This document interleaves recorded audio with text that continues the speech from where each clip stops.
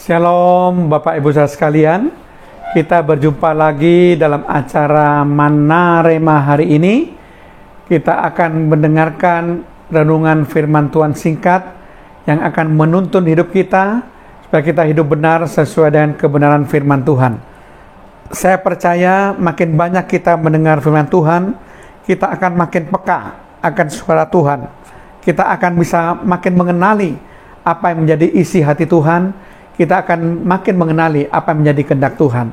Mari kita akan buka terlebih dahulu acara Manna Rema hari ini dengan doa. Terima kasih Tuhan kalau kami boleh berjumpa kembali dengan acara Manna Rema hari ini Tuhan.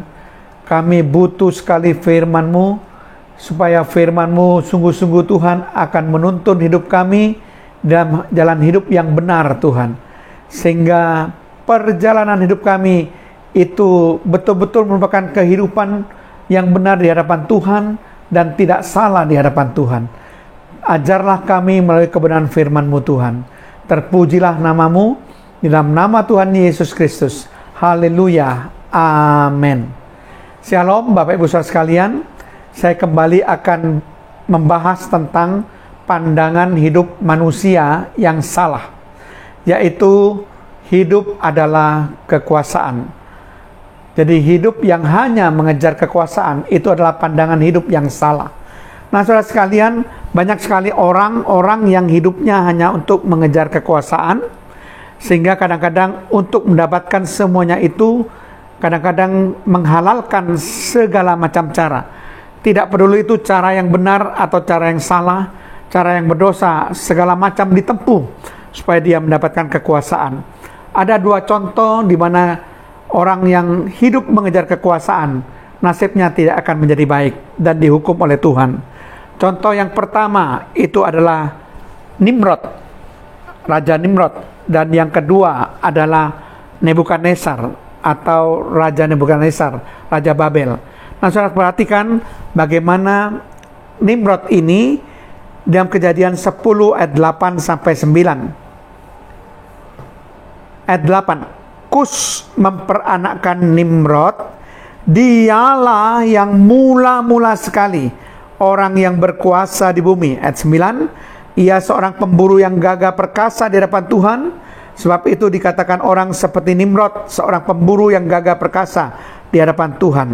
Nah saudara sekalian, kita akan melihat tentang Nimrod ini. Nimrod adalah keturunan kelima dari Nuh. Ia adalah orang pertama yang mendeklarasikan diri sebagai raja atas seluruh manusia akibat keangkuhan dan keserakaan. Nimrod merupakan seorang raja yang cerdas, namun kecerdasannya itu membuatnya bersikap sombong dan mengaku sebagai Tuhan. Namanya terkenal karena usahanya sebagai pendiri Menara Babel. Ia adalah orang yang berkuasa di Babilonia dan menjadi pusat peradaban dunia setelah banjir air bah, yang wilayahnya meliputi Asia Barat dan Timur Tengah. Asia Barat dan Timur Tengah. Menurut catatan Kejadian 10 ayat 8 sampai 12, ia mendirikan kota-kota besar seperti kota Babel, Erek, Akkad, yang kesemua kota itu terletak di tanah Sinear. Lalu ia pergi ke Asyur dan mendirikan kota Niniwe, Rehoboth Ir, Kalah, dan Resen. Nah saudara sekalian, Nimrod itu dikatakan sebagai penguasa pertama, raja atas seluruh manusia. Dikatakan di sini, yang pertama kali mendeklarasikan diri sebagai raja atas seluruh manusia, menyebabkan dia angkuh dan serakah, dan dia menyebabkan sombong. Dia memandang bahwa dia disembah sebagai Tuhan dan mengaku sebagai Tuhan. Dan itu sebabnya saudara, maka Babel dihancur leburkan. Nasib Nimrod dihancur leburkan oleh Tuhan karena dia mengaku sebagai Tuhan dan karena kesombongannya, keangkuhannya, dan keserakaannya. Nasib orang-orang yang mengejar kekuasaan, apalagi dia ingin menyaingi Tuhan, itu pasti berakhir tidak baik, seperti nasib Raja Nimrod, saudara. Demikian juga hal yang kedua, saudara, itu adalah Raja Nebukadnezar, Raja Babel, yang begitu sombongnya mengagung-agungkan kekuasaannya Dalam Daniel 4 ayat 30, perhatikan kesombongan dari Raja Nebukadnezar. Berkatalah raja, bukankah Babel yang besar itu, yang dengan kekuatan kuasaku dan untuk kemuliaan kebesaranku telah kubangun menjadi kota kerajaan. Jadi Raja Nebukadnezar menyombongkan tentang kerajaan Babel yang besar. Kenapa Babel bisa menjadi besar? Karena kekuatan kuasaku, kata Raja Nebukadnezar. Karena kemuliaan kebesaranku. Itu dia menyombongkan diri, bahwa semuanya itu terjadi karena dia. Karena kekuasaannya dia. Karena kemuliaan kebesarannya dia.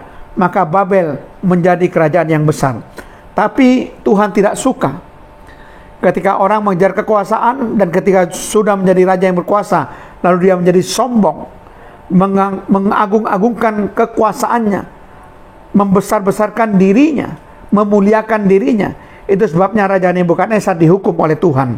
Dalam Daniel 4 ayat 31 sampai 33. Raja belum habis bicara, maksudnya Raja Nebukadnezar, ketika suatu suara terdengar dari langit, kepadamu dinyatakan ya Raja Nebukadnezar, bahwa kerajaan telah beralih daripadamu. Jadi dia tidak akan lagi menjadi Raja Babel, karena akhirnya memang Raja Babel dihancurkan oleh kerajaan Media Persia. Ayat 32, engkau akan dihalau dari antara manusia, dan tempat tinggalmu akan ada di antara binatang-binatang di padang.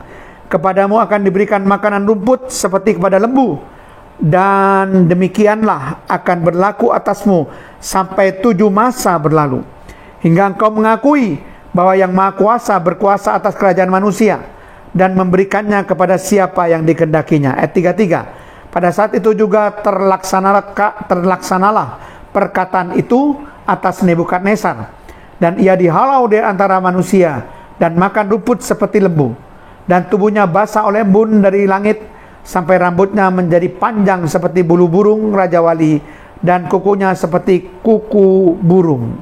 Nah, saudara perhatikan, karena kesombongannya Raja Nebukadnezar yang selalu mengejar kekuasaan, mengagung-agungkan kekuasaan, dihukum oleh Tuhan. Jadi saudara perhatikan baik-baik, orang yang mengagung-agungkan kekuasaan itu dihukum oleh Tuhan. Dikatakan di sini bahwa kerajaannya tidak akan tinggal lama.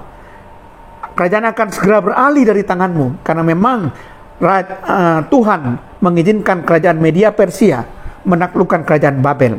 Bahkan bukan itu saja, Raja Nebukadnezar dihalau di antara manusia dan tinggal di padang rumput selama 7 tahun dan makan makanan rumput seperti lembu, saudara. Direndahkan begitu rupa oleh Tuhan karena kesombongan dari orang yang mengagung-agungkan kekuasaan. Itu sebabnya ingat baik-baik, jangan hidup mengejar kekuasaan. Marilah kita rendah hati dan mengakui bahwa Tuhan berdaulat atas hidup kita. Jadi pandangan hidup yang selalu mengagung-agungkan kekuasaan, hidup adalah kekuasaan, itulah pandangan hidup yang salah. Dan saya harapkan kita tidak seperti Raja Nimrod atau Raja Nebukadnezar yang hidupnya berakhir tidak baik karena kesombongannya dan mengagung-agungkan kekuasaan. Amin. Mari kita berdoa. Terima kasih Tuhan, hamba-Mu sudah menyampaikan kebenaran firman-Mu. Biar firman-Mu ini menjadi peringatan bagi kami bahwa hidup ini bukan untuk mengejar kekuasaan. Biar kami hidup boleh berpada dengan berkat Tuhan yang ada. Kami tidak perlu dipuji-puji, kami tidak perlu mencari sesuatu yang membuat kami menjadi sombong, Tuhan. Membuat kami memuliakan diri kami sendiri, membesarkan diri kami sendiri. Ampuni kami kalau kami berbuat demikian, Tuhan. Biar kami hidup meneladani Yesus yang lemah lembut dan rendah hati. Terpujilah nama-Mu Tuhan, di dalam nama Tuhan Yesus Kristus. Haleluya. Amin.